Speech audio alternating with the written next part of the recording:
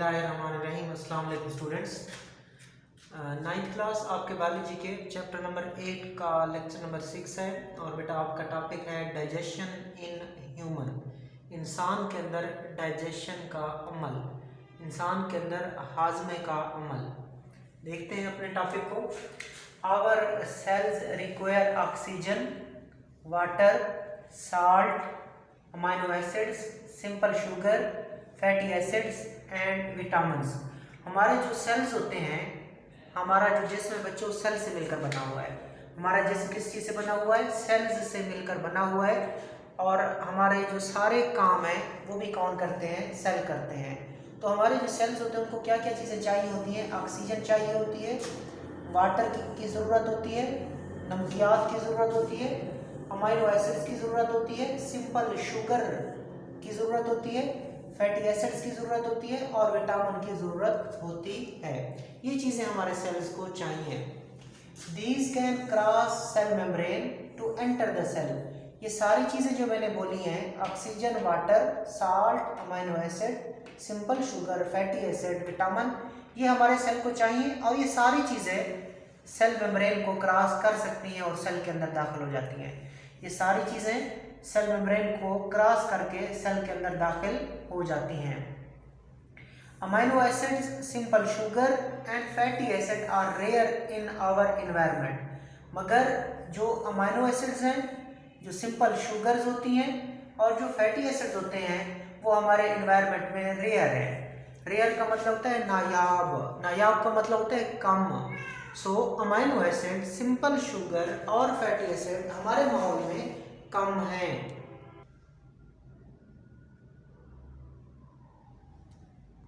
ठीक है बच्चों, ये चीज़ें हमारे माहौल में कम होती हैं। Such substances are usually parts of larger molecule like proteins, polysaccharides and lipid. आपने क्या सीखा कि अमाइनो एसिड, सिंपल शुगर और फैटी एसिड हमारे माहौल में कम होती हैं। तो फिर ये किसका हिस्सा होती है, किस शक्ल में पाई जाती हैं? ये तीन चीज़ें बड़े मॉलिक्यूल का हिस्सा होती हैं। वो बड़े मॉलिक्यूल कौन कौन से? प्रोटीन है, फिर पॉलीसैकेराइड्स हैं और फिर लिपिड्स हैं। ठीक है, आपको पता होना चाहिए जो अमाइनो एसिड होते हैं वो मिलकर प्रोटीन्स बनाते हैं, सिंपल शुगर मिलकर पॉलीसैकेराइड बनाती है या कार्बोहाइड्रेट बनाती हैं और फैटी एसिड मिलकर क्या बनाते हैं बच्चों? लिपिड्स बनाते हैं। सो ये चीज़ें amino acid, simple sugar, fatty acid, ये चीज़ें कम हैं। तो फिर ये किसका हिस्सा होती हैं? बड़े मॉलिक्यूल का हिस्सा होती हैं। जिस तरह अमाइनो एसिड हो गया वो किसका हिस्सा होता है? प्रोटीन का। और सिंपल शुगर किसका हिस्सा होती है? पॉलीसैकेराइड का। इस तरह फैटी एसिड किसका हिस्सा होता है? लिपिड का। हमारे माहौल में ये चीज़ें पाई जाती हैं, लिपिड, पॉलीसैकेराइड, प्रोटीन पाई जाती हैं, लेकिन छोटे मॉलिक्यूल नहीं पाए जाते। ये वाले मॉलिक्यूल हमारे माहौल में कम होते हैं। Which can not cross the membrane. ये बड़े मॉलिक्यूल मेम्ब्रेन को क्रॉस नहीं कर सकते। छोटे मॉलिक्यूल ये मेम्ब्रेन को क्रॉस कर सकते हैं, लेकिन वो माहौल में कम है। बड़े मॉलिक्यूल माहौल में ज़्यादा हैं, लेकिन बड़े मॉलिक्यूल जो हैं वो मेम्ब्रेन को क्रॉस नहीं कर सकते। तो फिर क्या करना चाहिए, क्या होना चाहिए?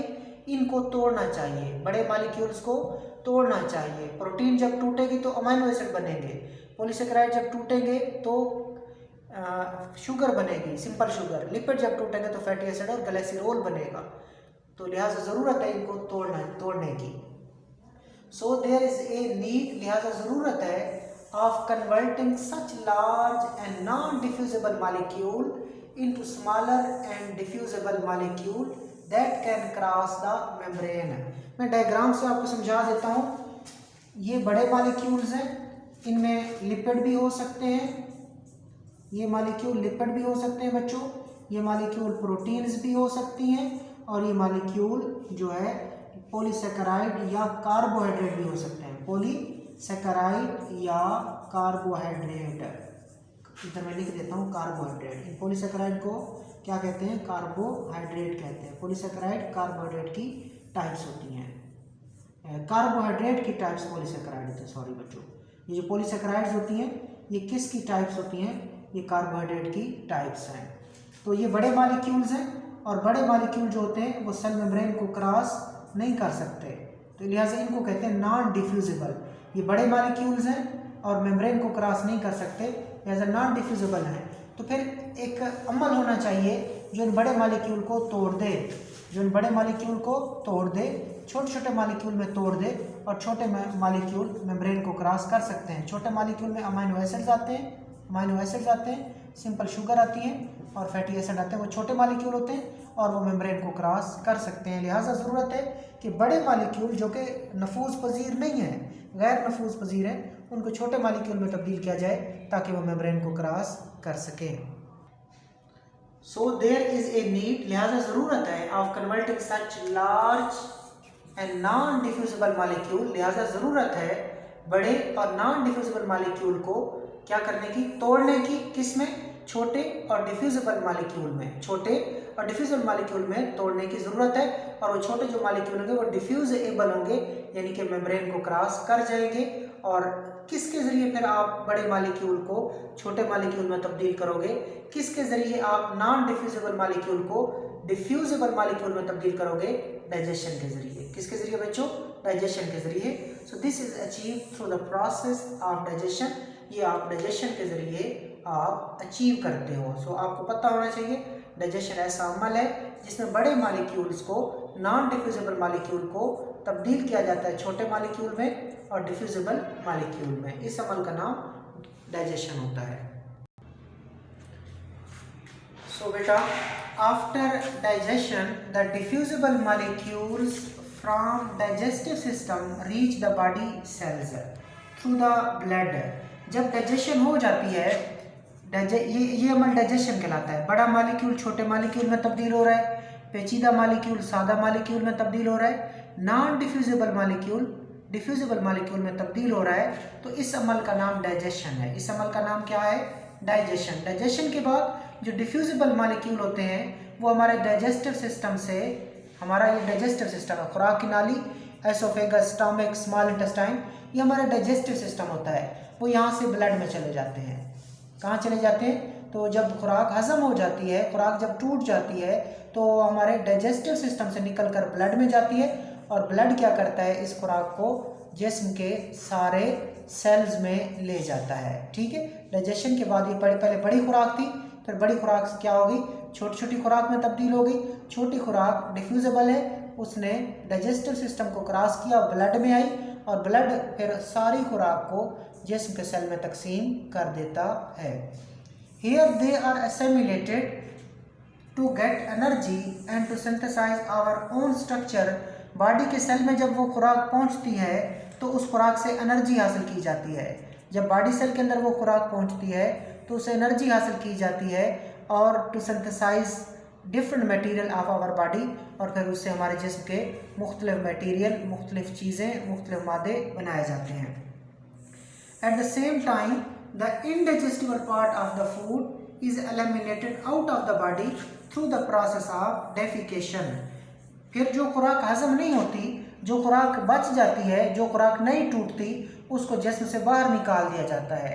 जो खुराक हजम नहीं होती उस खुराक को अनडाइजेस्टेड फूड कहते हैं। उस अनडाइजेस्टेड खुराक को जिस्म से बाहर निकाल दिया जाता है एक अमल के ज़रिए, उस अमल का नाम है डेफिकेशन। इन सिंपल वर्ड, सादा लफ्ज़ों में, nutrition in human comprises the following phases. इंसान के अंदर जो डाइजेशन है वो इन मराइल पर मुश्तमिल है। याद रखिएगा, इंसान के अंदर जो डाइजेशन का अमल होता है वो इन 5 फेजेस के ऊपर मुश्तमिल होता है। पहला फेज़ है इनजेशन, दूसरा डाइजेशन, तीसरा अब्जॉर्प्शन, चौथा असेमिलेशन और पांचवा डेफिकेशन। तो ये 5 प्रोसेस हैं, 5 फेजेस हैं जिनके ऊपर हमारी डाइजेशन का अमल डिपेंड करता है। सबसे पहले इंजेशन की तारीफ देखते हैं। Ingestion, the process of taking in food, खुराक को मुंह के अंदर लेके जाना इंजेशन कहलाता है। The process of taking in food, food को जिस्म के अंदर लेके जाना, मुंह के अंदर लेके जाना, इंजेशन कहलाता है। अब डाइजेशन है, डाइजेशन मैंने आपको समझा दी बेटा, एक ऐसा अमल होता है जिसमें बड़ी खुराक को, कम्प्लेक्स खुराक को, नॉन डिफ्यूजिबल खुराक को छोटी खुराक में, सिंपल खुराक में, डिफ्यूजिबल खुराक में तब्दील किया जाता है। इस अमल का नाम डाइजेशन होता है। The process of breaking up complex substances into simpler substances। ऐसा अमल जो पेचीदा substances को सादा substances में तब्दील करता है, ऐसा अमल जो पेचीदा मॉलिक्यूल्स को सादा मॉलिक्यूल में तब्दील करता है, उस अमल का नाम डाइजेशन है। Process of breaking up complex substances into simpler substances is called digestion. अब चलते हैं अब्जॉर्प्शन की तरफ। Diffusion of digested food into blood and lymph. ये डायग्राम में बनाता हूँ, इसको आप समझिएगा। ठीक बच्चों, ये हमारा स्टमक है और उसके बाद क्या शुरू हो जाती है बेटा, इंटेस्टाइन शुरू हो जाती है, स्मॉल इंटेस्टाइन शुरू हो जाती है। वहाँ पे खुराक होती है, वो जो खुराक होती है वो कॉम्प्लेक्स खुराक होती है, पेचीदा खुराक होती है। और उसके बाद क्या किया जाता है, उस पेचीदा खुराक को सिंपल खुराक में तब्दील किया जाता है। इस अमल का नाम डाइजेशन होता है। इस अमल को क्या कहते हैं, डाइजेशन कहते हैं। और उसके बाद अगला एक अमल होता है, अगला एक अमल होता है, खुराक अब इतनी छोटी हो गई है कि ये ब्लड में भी जा सकती है। एक फ्लूइड होता है ब्लड और दूसरा एक फ्लूइड होता है लिम्फ। क्या बच्चों, लिम्फ, उसमें भी जा सकती है। सो अगर वो डाइजेस्टेड खुराक, हजमशुदा खुराक, छोटी खुराक, सादा खुराक, खुराक की नाली से निकलकर कहाँ चली जाए, लिम्फ में चली जाए या खून में चली जाए, तो इस अमल का नाम एब्जॉर्प्शन होता है। क्या नाम होता है इसका नाम, एब्जॉर्प्शन। और ये बच्चों हमारा माउथ है, ये माउथ है, ठीक, माउथ है, ओरल कैविटी है, एसोफेगस है, स्टमक है, स्मॉल इंटेस्टाइन है। ये खुराक है। खुराक को मुंह के अंदर ले जाना, ये क्या कहलाता है, इंजेशन कहलाता है। ये अमल क्या कहलाता है बच्चों, इंजेशन कहलाता है। खुराक, process of taking in food, खुराक को मुंह के अंदर ले जाना इंजेशन कहलाता है। फिर खुराक को, यहाँ पे भी खुराक टूटती है, मैदे में भी। इस अमल का नाम क्या है, डाइजेशन है। इस अमल का नाम क्या है, ये भी डाइजेशन है और ये भी डाइजेशन है। ऐसा अमल जिसमें पेचीदा खुराक को सादा खुराक में तब्दील किया जाता है, वो अमल क्या कहलाता है, डाइजेशन कहलाता है। फिर जो सादा खुराक होती है वो खुराक की नाली से निकल कर कहाँ चली जाती है, ब्लड में चली जाती है या लिम्फ में चली जाती है। सो खुराक का डाइजेस्टेड खुराक का, हजमशुदा खुराक का, खुराक की नाली से कहाँ जाना, लिम्फ में जाना या खून में जाना क्या कहलाता है, अब्जॉर्प्शन कहलाता है। आगे चलते हैं, एसिमिलेशन। एसिमिलेशन का मतलब होता है यूटिलाइजेशन बच्चों, इस्तेमाल करना, यूटिलाइजेशन, इस्तेमाल करना। सो कन्वर्जन और incorporation of absorbed simple food into complex substances constituting the body is called assimilation. Conversion or incorporation of absorbed simple food into complex substances. अब ये जो खुराक है कहाँ चली गई, ब्लड में या कहाँ चली गई, लिम्फ में। ब्लड और लिम्फ इस खुराक को कहाँ ले जाते हैं, जिस्म के सेल्स में ले जाते हैं। और सेल्स में क्या होता है, सेल्स में बच्चों ये जो छोटी छोटी सादा खुराक है, इसको या तो कन्वर्ट किया जाता है, क्या किया जाता है, कन्वर्ट किया जाता है, या किसी और चीज़ के साथ इनकॉर्पोरेट किया जाता है, जोड़ दिया जाता है। और फिर उससे दोबारा क्या बन जाते हैं, कॉम्प्लेक्स सब्सटेंसेस बन जाते हैं। उससे दोबारा क्या बन जाते हैं, कॉम्प्लेक्स सब्सटेंसेस बन जाते हैं। और उससे फिर आपका जिस्म बनता है, उससे आपका जिस्म बनता है। सो जो सादा खुराक थी, जो डाइजेस्टेड खुराक थी, वो सेल में गई और सेल में उसको या तो क्या किया गया, कन्वर्ट किया गया, तब्दील किया गया, या इनकॉर्पोरेट किया गया, जोड़ दिया गया, और क्या बन गए, कॉम्प्लेक्स सब्सटेंसेस बन गए। और उन कॉम्प्लेक्स सब्सटेंसेस से हमारा जिस्म बन गया। तो इस तरह वो खुराक इस्तेमाल हुई है, तो उस अमल का नाम क्या होता है, एसिमिलेशन। क्या तारीफ है, कन्वर्जन का मतलब होता है तब्दील कर देना, इनकॉर्पोरेशन जोड़ देना, लगा देना, किसी के साथ अटैच कर देना, of absorbed simple food into complex substances, के हजमशुदा सादा खुराक को तब्दील कर देना या लगा देना, जोड़ देना, और उससे क्या बना देना, कॉम्प्लेक्स मादे बना देना। और उन कॉम्प्लेक्स मादों से क्या बनता है, हमारा जिस्म बनता है। ये अमल क्या कहलाता है, एसिमिलेशन कहलाता है। अब आपको पता है बच्चों, जो खुराक हजम नहीं हुई होती, जो खुराक हजम नहीं हुई होती, उसको जिस्म से बाहर निकाल दिया जाता है।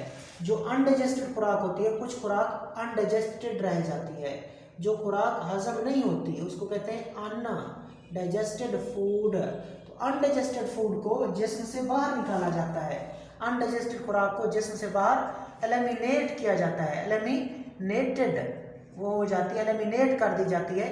इस अमल का नाम डेफिकेशन कहलाता है बच्चों, इस अमल का नाम डेफिकेशन कहलाता है कि गैर हजमशुदा खुराक को जिस्म से बाहर निकालना डेफिकेशन कहलाता है। So elimination of undigested food from the body is called defecation, कि गैर हजमशुदा खुराक को जिस्म से बाहर निकालना डेफिकेशन कहलाता है। आगे देखें, वी ईट मटन, हम क्या खाते हैं, मटन खाते हैं, एंड डाइजेस्ट इट्स प्रोटीन, और फिर हम, मटन बेसिकली प्रोटीन है, हम मटन खाते हैं और मटन क्या है, गोश्त क्या होता है बच्चों, प्रोटीन होता है। और जब प्रोटीन टूटती है, प्रोटीन की जब डाइजेशन होती है तो क्या बनते हैं, अमाइनो एसिड। तो इसका मतलब क्या होता है, अमाइनो एसिड मिलकर प्रोटीन बनाते हैं। मटन क्या है, प्रोटीन है, और जब प्रोटीन की क्या होती है, डाइजेशन, डाइजेशन का मतलब होता है ब्रेक डाउन, ब्रेक डाउन, तो क्या बनते हैं, अमाइनो एसिड्स बनते हैं। These amino acids are used to synthesize our own protein, फिर उन अमाइनो एसिड को हमारा जिस्म इस्तेमाल करता है और फिर हमारा गोश्त बन जाता है, हमारे मसल्स बन जाते हैं, हमारी प्रोटीन्स बन जाती हैं। ये बच्चों आज आपका टॉपिक था डाइजेशन इन ह्यूमन। अल्लाह हाफिज़।